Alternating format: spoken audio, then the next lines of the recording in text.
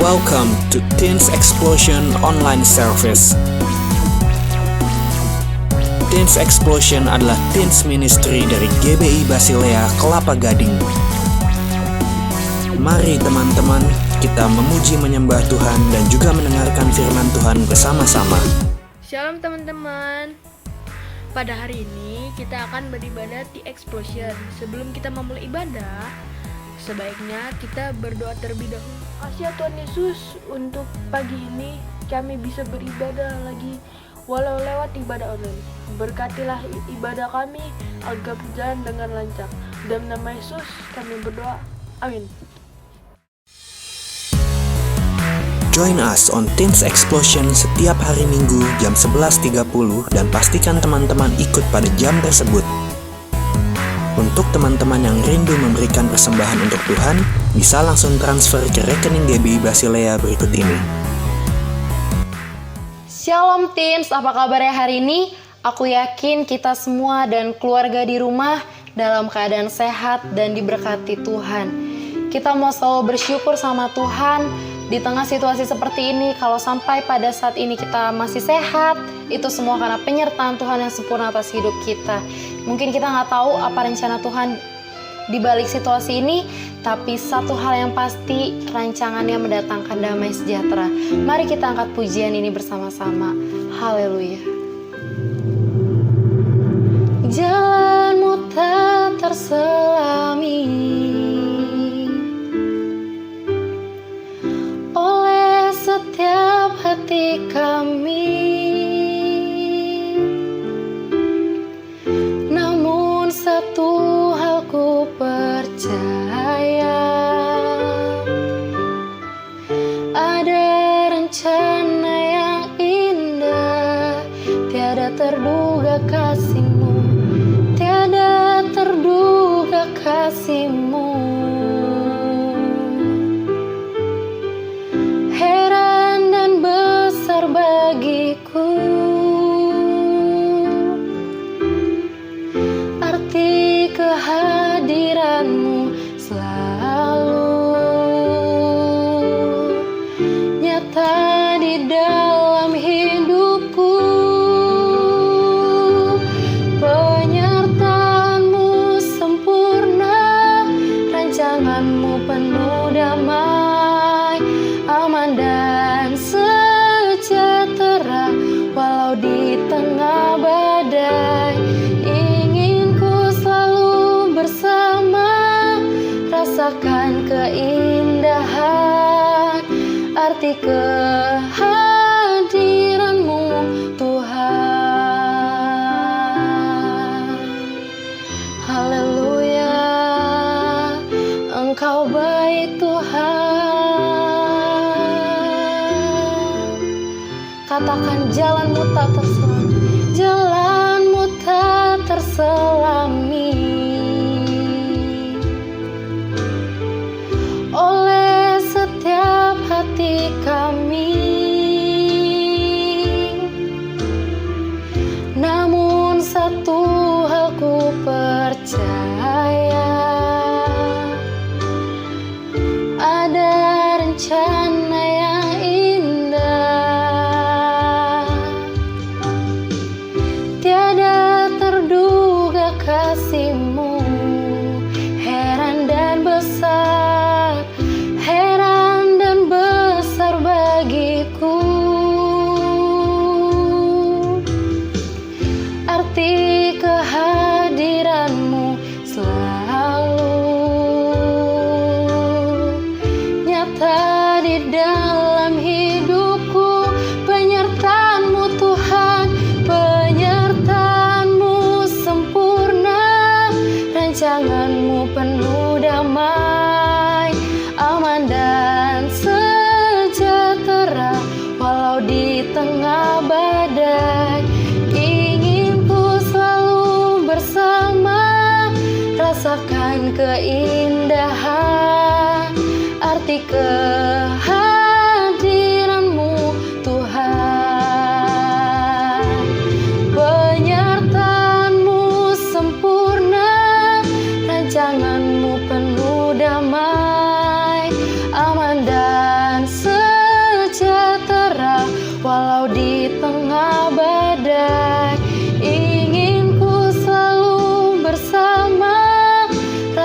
Tuhan keindahan, arti kehadiran-Mu Tuhan, arti kehadiran, arti kehadiran-Mu Tuhan, arti kehadiran-Mu, arti kehadiran-Mu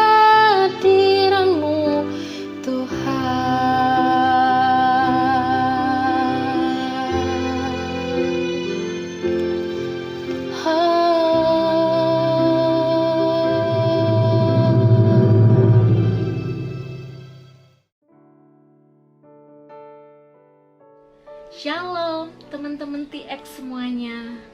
Seneng banget bisa ketemu lagi sama kalian di ibadah online kita hari ini. Kita bersyukur ya, kita masih bisa ibadah walaupun masih secara online.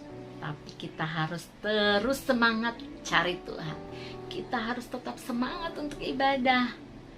Tahu nggak adik-adik, kalau misalnya hari Sabtu nih, kakak udah gak sabar banget pengen cepet-cepet hari Minggu, karena udah gak sabar mau ikut ibadah.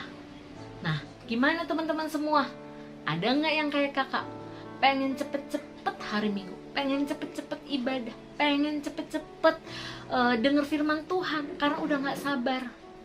Nah, kalau gak sabarnya untuk urusan yang satu ini, itu gak sabar dalam hal yang positif ya, itu bagus. Nah, kenapa sih kita sekarang ngomongin sabar dan gak sabar? Iya, karena tema kita hari ini adalah Build My Patience. Artinya apa? Artinya membangun kesabaran. Nah, sebelum kita lanjut lagi nih sharing tentang membangun kesabaran, kita berdoa dulu ya. Mari kita berdoa. Tuhan Yesus, terima kasih Tuhan, kami sudah boleh memuji, menyembah Engkau. Kami bersyukur kami masih bisa beribadah walaupun secara online Tuhan. Tapi kami tetap mau terus semangat untuk mencari Tuhan. Dan saat ini kami rindu mendengarkan firman-Mu Tuhan. Berkati setiap kami, urapi setiap kami, buka hati pikiran kami Tuhan, biarlah kiranya firman-Mu itu melekat dalam hati kami, boleh kami lakukan dalam kehidupan kami, dan kami menjadi semakin bertumbuh di dalam Tuhan. Kami siap menyambut firman-Mu Tuhan di dalam nama Yesus. Sama-sama kita katakan amin. Haleluya. Nah guys, di zaman yang seperti sekarang ini ya, semuanya apa-apa serba instan. Karena kecanggihan teknologi, semua apa-apa serba cepat ya kan. Mulai dari makanan ya. Kalau dulu zamannya kakak masih kecil, makanan instan tuh jarang, paling cuma Indomie, Supermie ya kan. Sekarang udah banyak banget makanan yang serba instan. Mulai dari makanan yang ala-ala Korea sampai bubur, semuanya serba instan, serba siap saji ya kan. Bukan cuma itu, sekarang aplikasi-aplikasi punya layanan pesan antar makanan ya kan. Kita nggak perlu repot-repot lagi ke pasar untuk belanja, kita nggak perlu susah-susah lagi mau masak, tinggal buka aplikasi, kita pilih, pesen, bayar, udah deh, tunggu makanannya datang dalam berapa menit ya kan. Nah, bukan cuma itu aja, tapi bisa pilih juga untuk misalkan layanan bersihin rumah. Sama seperti itu, tinggal pilih, bayar, udah, orangnya datang bersihin rumah kita. Nggak perlu repot-repot lagi. Nah, mungkin kalian bertanya-tanya, emangnya salah kak kalau seperti itu? Ya, nggak salah juga sih, semuanya memang untuk memudahkan kita. Tapi, kalau terus-menerus terbiasa seperti itu, lama-kelamaan kita terbentuk menjadi pribadi-pribadi yang maunya serba cepat, serba instan, ya kan? Nggak mau ikutin proses, nggak mau nunggu, nggak sabar nunggu, nggak mau usaha, nggak mau repot-repot, nggak mau ribet, ya kan? Semuanya maunya serba prank, udah ada semua di depan mata gitu kan. Pengen yang cepat, pengen yang instan gitu. Nah, hasilnya apa? Sekarang lihat deh, di mana-mana ya, kalau misalkan kita nih lagi dalam antrian apa gitu ya, tunggu 5 menit antrian gak bergerak, pasti yang ada apa? Dalam satu antrian itu ada yang ngomel-ngomel, pada ngeluh, pada marah-marah, itu pasti. Contoh lain lagi, misalnya di jalan raya ya, kalau kita kejebak macet nih, 5 menit, 10 menit nggak bergerak sama sekali, yang ada apa respon kita? Pasti kita mengeluarkan keluh kesah, kita mengeluh ya kan, kita mulai marah-marah, kita mulai ngoceh-ngoceh, kenapa macet, kenapa begini, begitulah segala macam. Nah, ya kan, itu hasilnya. Belum lagi kalau misalkan sekarang kita lihat ya, di dunia orang kerja nih ya, orang sekarang pengen kerjaan yang gajinya besar, gajinya tinggi, tapi nggak mau yang kerjanya susah, maunya yang kerjanya gampang, nggak mau repot, maunya yang ya kerjanya santai, tapi pengennya gajinya gede, ya kan? Terus ada yang pengen naik jabatan, dapat posisi yang tinggi, tapi nggak mau usaha, nggak mau kerja keras, ya kan? Belum lagi nih, untuk misalnya kayak kalian yang masih sekolah, pengennya apa? Pengennya naik kelas, pengennya dapet juara, ranking terus, tapi apa? Males belajar, nggak mau belajar, nggak mau buka buku, ya kan? Maunya serba instan, tiba-tiba ranking tinggi, padahal nggak belajar. Bagaimana coba? Nah, bukan cuma itu, dalam kerohanian juga efeknya apa?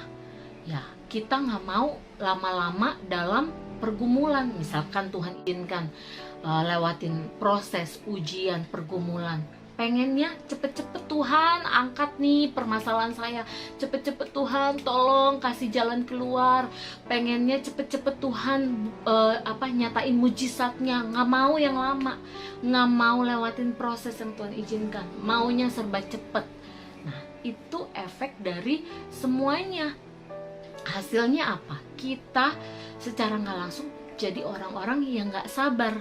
Nah, nggak sabar yang kayak begini itu nggak sabar yang dalam hal negatif, dan itu nggak bagus ya, nggak sabar dalam hal negatif.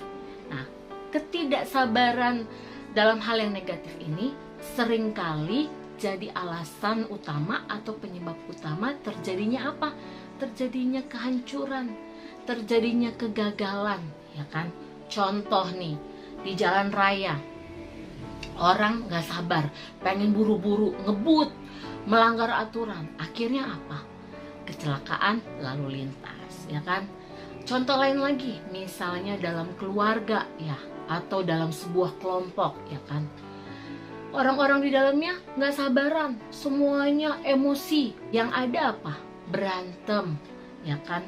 Perkelahian, akhirnya apa? Permusuhan, akhirnya apa? Hancur, kelompoknya hancur, pisah, ya kan? Keluarganya hancur, terjadi apa? Perceraian.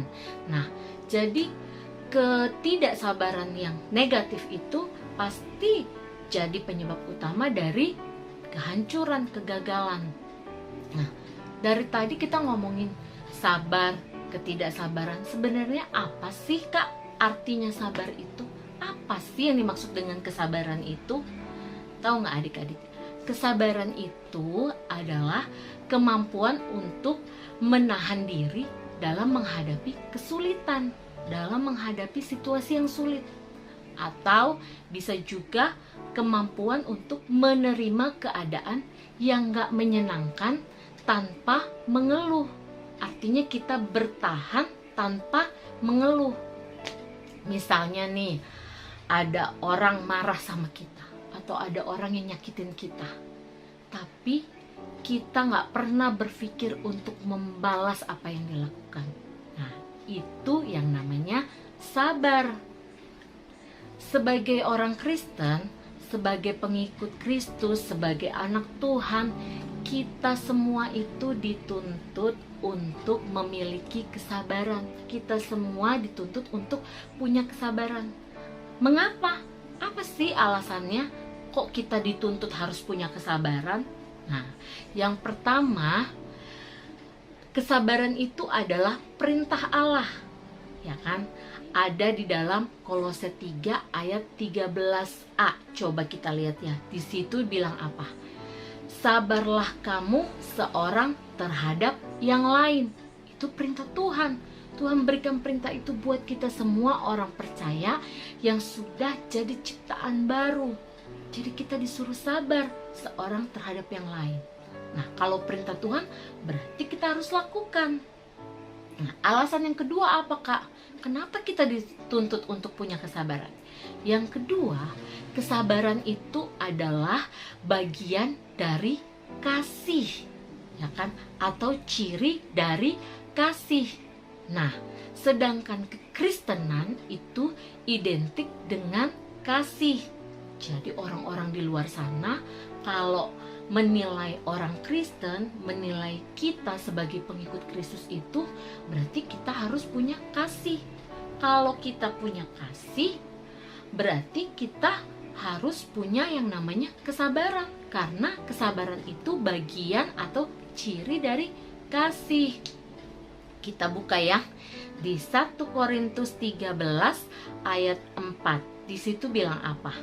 Kasih itu sabar, kasih itu murah hati, ia tidak memegahkan diri dan tidak sombong. Nah, kenapa sabar itu disebutkan pertama kali? Bukan kebetulan ya, kata sabar itu, kasih itu sabar harus pertama kali sebut. Karena apa?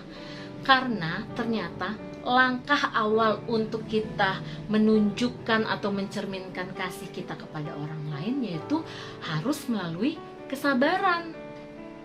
Kalau misalkan kita bilang saya mengasihi kamu, berarti kita akan terlihat kita sabar nggak sama orang itu, gitu ya.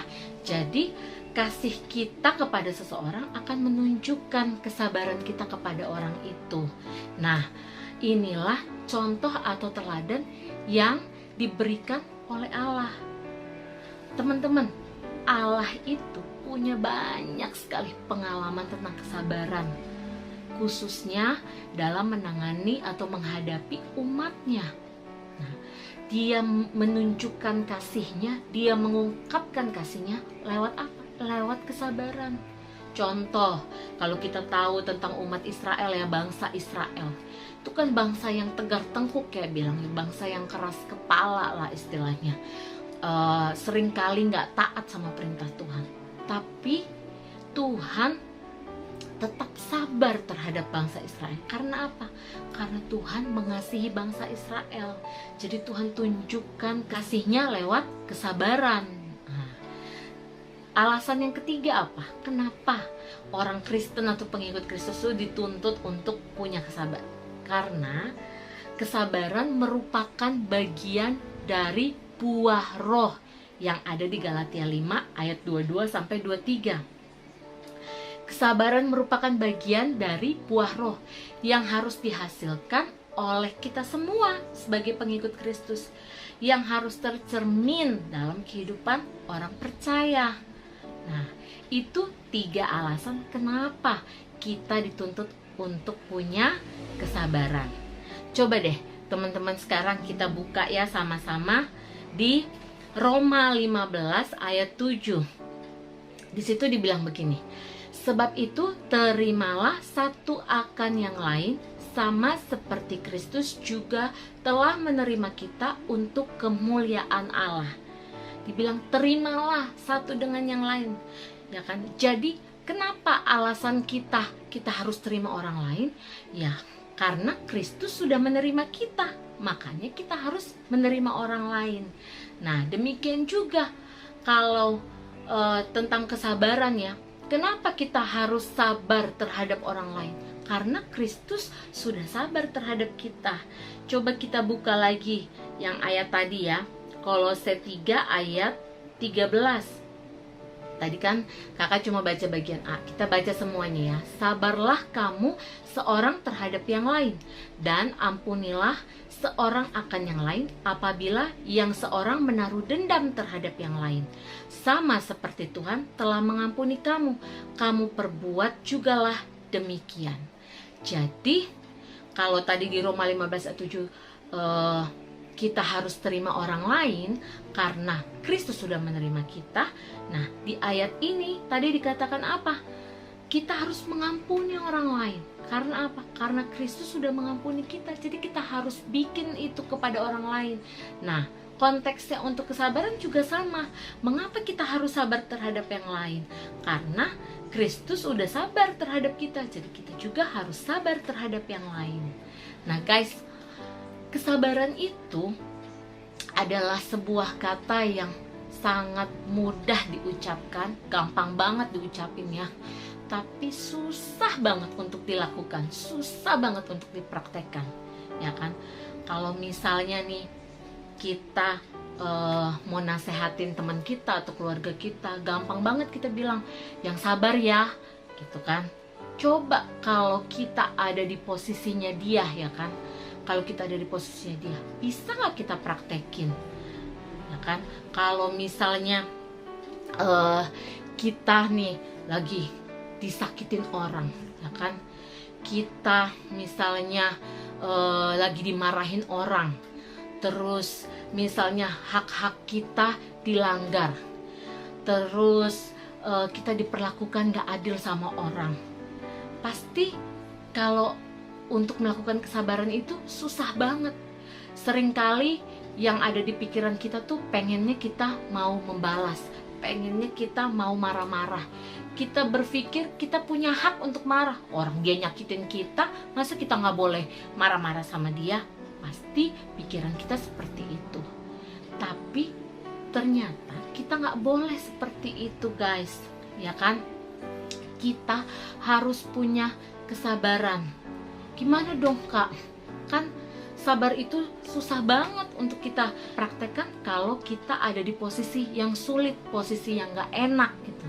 Nah, ternyata teman-teman, kesabaran itu bertumbuh bukan secara instan.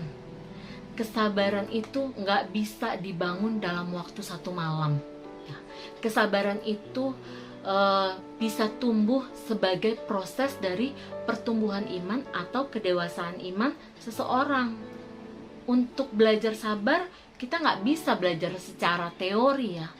Kita harus praktek, harus dipraktekkan, harus dilatih terus-menerus. Lewat apa, Kak? Ya, lewat ujian yang Tuhan kasih, lewat permasalahan, lewat pergumulan yang Tuhan izinkan dalam hidup kita.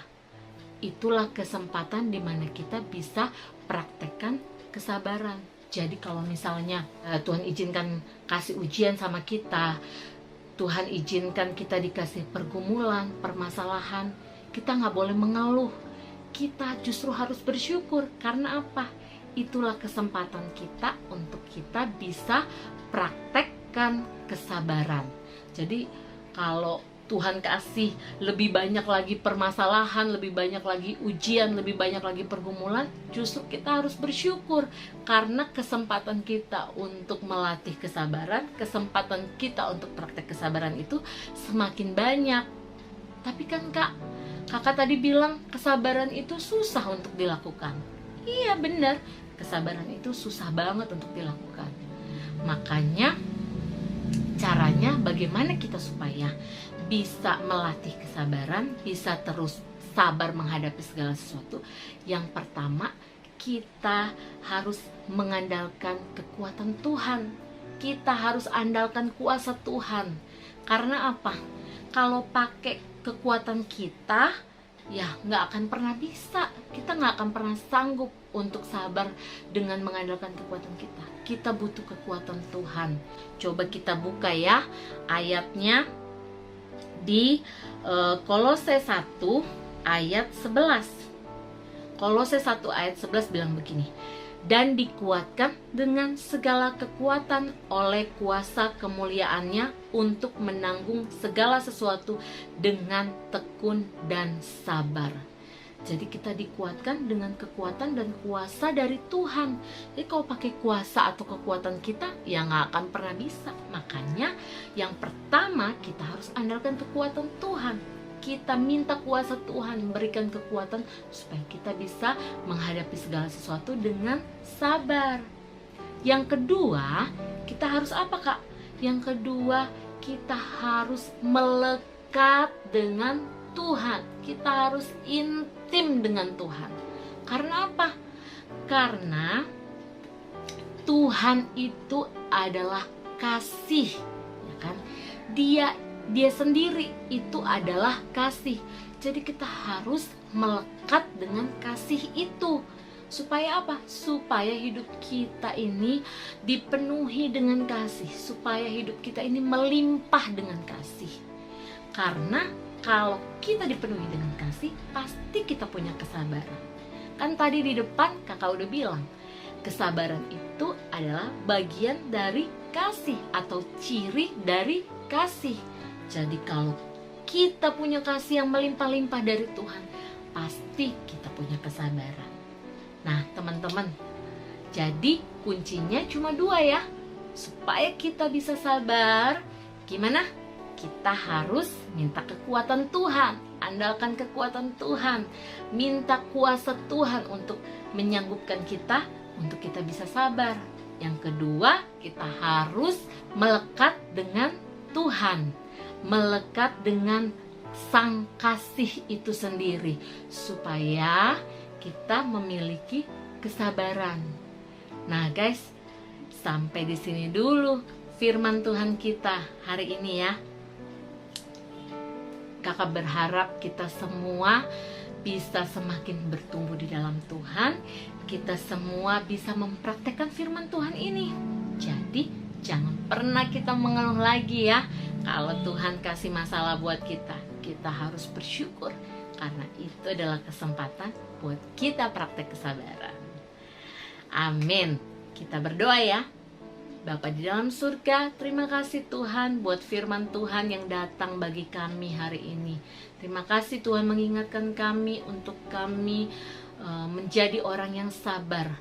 Tuhan beri kekuatan bagi kami. Tuhan beri kemampuan bagi kami untuk kami boleh melatih kesabaran kami ya Bapa. Karena kami tahu hanya kekuatan dari Tuhan yang memampukan kami. Dan kami mau terus melekat dan intim dengan Tuhan. Karena kami percaya Tuhan Engkau adalah Sang Kasih itu sendiri yang akan melimpahkan semua kasih-Mu bagi kami sehingga kami bisa memiliki kesabaran. Tuhan terus perbarui hidup kami, Tuhan terus berkati hidup kami, biar kami menjadi semakin bertumbuh di dalam Tuhan. Terima kasih ya Bapa, di dalam nama Yesus kami sudah berdoa, haleluya, amin. Ya, terima kasih untuk firman Tuhan hari ini. Kiranya Tuhan Yesus memberkati. Dan mari kita semua untuk menutup ibadah, kita berdoa dan terima berkat daripada Tuhan. Terima kasih Tuhan, biarlah Engkau yang terus sertai dan pimpin setiap langkah kaki kami selagi kami masih muda. Dan Engkau memberkati hamba-Mu yang sudah menjadi berkat pada hari ini buat kami semua. Dan terimalah berkat daripada Tuhan. Di dalam nama Tuhan Yesus, Tuhan memberkati engkau dan melindungi engkau. Tuhan menyinari engkau dengan wajah-Nya dan memberi engkau kasih karunia. Tuhan menghadapkan wajah-Nya kepadamu dan memberi engkau damai sejahtera. Haleluya. Sampai Tuhan Yesus datang 2 kali, Maranatha. Yang percaya sama-sama katakan, amin. Tuhan memberkati, God bless you, and see you next week. Bye.